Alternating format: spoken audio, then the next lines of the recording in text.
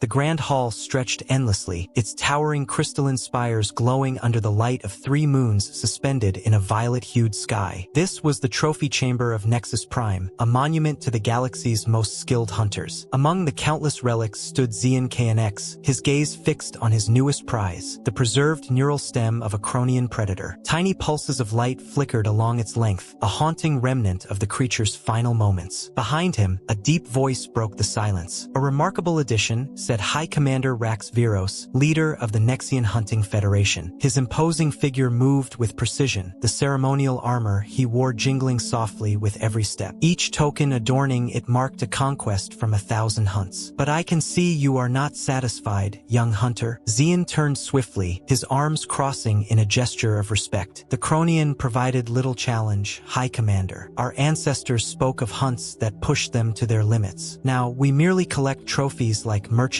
cataloging wares." Rax let out a sound that was both a chuckle and a growl. "You remind me of myself when I was younger, always yearning for the next true test of skill." He gestured toward the massive holomap at the center of the chamber. Its glowing interface displayed a dizzying array of systems and species. 300,000 life forms across 17,000 worlds, each one hunted, documented, and understood. "That is precisely the problem," Xian replied, his frustration evident as his secondary arms twitched. "Where is the honor in a hunt when our machines predict every move and identify every weakness before we even begin?" Rax's 6 eyes narrowed, their pale glow intensifying. "Perhaps it is time you learned about something different, something unpredictable." Xian's attention sharpened immediately. He had never heard the High Commander speak with such intrigue. "What are you referring to?" "Our long-range scouts have identified a remote planet at the edge of the outer rim. It is called Earth," Rax said, activating a holoprojector on his wrist. A vibrant sphere of blue and green appeared, spinning slowly. "Its dominant species has defied every predictive model we have." "That is not possible," Xian said, incredulous. "Our algorithms have been refined over millennia. They do not fail, and yet they have," Rax replied, amusement flickering in his tone. "These creatures, humans, are unlike anything we have encountered. They lack natural defenses, possess no exceptional strength, and their technology is primitive by comparison. Yet, against all odds, they dominate their world." Xian's respiratory vents flared as excitement coursed through him. "How can such a species ascend to such a position?" "That is the mystery," Rax said, his mandibles clicking thoughtfully. "And it is a mystery you will unravel. The Council has chosen you to lead the first hunting expedition to this world." The gravity of the statement struck Xian with the force of a plasma cannon. Leading a first-contact hunt was the highest honor a Nexian could achieve. His pulse quickened as he struggled to contain his reaction. "The Council approved this?" "Without hesitation," Rax said, his tone growing more serious. "But be warned, the first rule of the hunt remains unchanged. Never underestimate your prey. These humans have earned their place at the top of their world through means we do not yet comprehend. That makes them dangerous in ways we cannot predict. Unpredictable prey is the most dangerous of all," Xian said, completing the ancient saying. "Bring glory to the Federation," Rax commanded, turning to leave. He paused at the doorway, his voice lowering. "And bring yourself back alive," cut through the neural link. "Contact lost with Senna. Her biosignature is also gone." Zyro's sensory organs flared with unease. "All units, regroup immediately. Switch to lethal protocols." The hunters began converging on Zyro's location, their movements quick and precise. The settlement, once a quiet cluster of buildings, now seemed alive with an unseen menace. Strange noises echoed from the forest, unfamiliar sounds that defied the hunters' auditory mapping systems. "This makes no sense," Sira said through the link. "These humans should not have the capability to eliminate Federation hunters, much less without leaving a trace." Zyro scanned the surrounding area with his multispectral visor. His sensors picked up no immediate threats, yet a deep unease settled over him. "Sira, pull up thermal imaging. I want to see everything." The holographic display adjusted, revealing faint heat signatures in the forest. They moved with alarming speed, darting between trees with an almost predatory grace. "Those movements," Sira murmured, "are not consistent with human physiology." "Then what are they?" Zyro snapped, his frustration mounting. Before Sira could answer, the heat signatures surged toward the hunters. Alarms blared in Zyro's neural interface as one by one, the life signs of his team began to disappear. "They are hunting us," Zyro realized, his voice barely above a whisper. For the first time in his life, Xian KNX understood what it meant to be prey. Their armor was impervious to plasma fire. How could such primitive projectiles? The answer came in a thunderous blast that illuminated the night. Somehow, the humans had detected their vessel. Impossible unless, Zyro began, a sense of dread creeping in. Sira, run a full scan of their weaponry. Now! The projectiles, Sira's voice trembled. They're coated with a mineral that disrupts our quantum fields. They knew we were coming. 2 more of his hunters went dark. Zyro activated the emergency transport beacon, but nothing responded. Their signal was being blocked. These so-called primitive creatures had created countermeasures specifically designed for a sharp whistle cut through the air. Zyro barely had time to look up before a crude metallic cylinder flew towards him. His bioc scanner failed to identify it, but every instinct screamed danger. He leapt to the side just as the device exploded, sending an electromagnetic pulse that sent his systems spiraling into chaos. Fall back, Zyro barked, but it was already too late. His remaining hunters were incapacitated, their advanced gear turned against them by simple yet devastatingly effective tactics. The last thing Zyro saw, just before activating his emergency stasis protocol, was a group of humans stepping from the shadows. Their movements were precise, their faces obscured by crude but effective camouflage. One of them spoke into a primitive device. Eagle 6 to command. You were right, they took the bait. The package is secured. I repeat, the package is secured. As his consciousness began to fade, Zyro realized the horrifying truth. This had never been their hunt. They had walked straight into the humans' trap. Somehow, impossibly, these supposedly primitive creatures had known exactly how to defeat the Federation's finest hunters. The final transmission from the Phantom-class vessel, just before it too went dark, relayed a chilling message to the High Command. The humans were prepared for us. This was never about the hunt. They were studying us all along. They had learned to jam Nexian neural systems using stolen technology, forcing the hunters to communicate with outdated methods. What's even more alarming, Rax said, is their mastery of information warfare. Somehow, they've accessed our hunting strategies. Every move we make, they counter. Every weakness we exploit, they turn into a trap. That's impossible, Council Member Dex Vor shouted. Our quantum encryption has been breached, a new voice interrupted. All eyes turned to see Kira Vale being wheeled into the chamber, her injuries from the failed hunt still evident, but her sensory appendages vibrating with urgency. Hunt leader Zyro's stasis pod transmitted data before going silent, she explained. The humans, they think in ways we've never encountered. Where we see patterns, they see endless possibilities. Where we rely on technology, they improvise with whatever they can find. The chamber erupted into chaotic debate until Rax silenced them by slamming his ceremonial staff on the floor. Quiet, continue, technologist Vale. They turned basic electromagnetic pulses into weapons capable of disabling our most advanced systems. They used simple chemical reactions to detect our stealth fields. But most critically, she activated her holoprojector, displaying intercepted human communications. They're sharing information. Every tactic, every weakness they uncover is instantly shared across their primitive yet surprisingly effective communication networks. Kira Vale continued, her voice steady but laden with grim revelation. We are not the first aliens they have encountered, she added, causing a ripple of shock throughout the chamber. They've been watching the stars for years, preparing, learning. Our arrival was no surprise to them. They expected us and used our own hunting protocols against us. They made themselves an easy target, luring us in while we grew overconfident. The holoprojector shifted to show images of human military installations hidden beneath seemingly innocuous settlements, training grounds designed to counter advanced technologies, and weapons engineered specifically to exploit the vulnerabilities in Nexian defense systems. The settlement where Zyro's team was trapped, Kira continued, her tone cold and unwavering, was a test.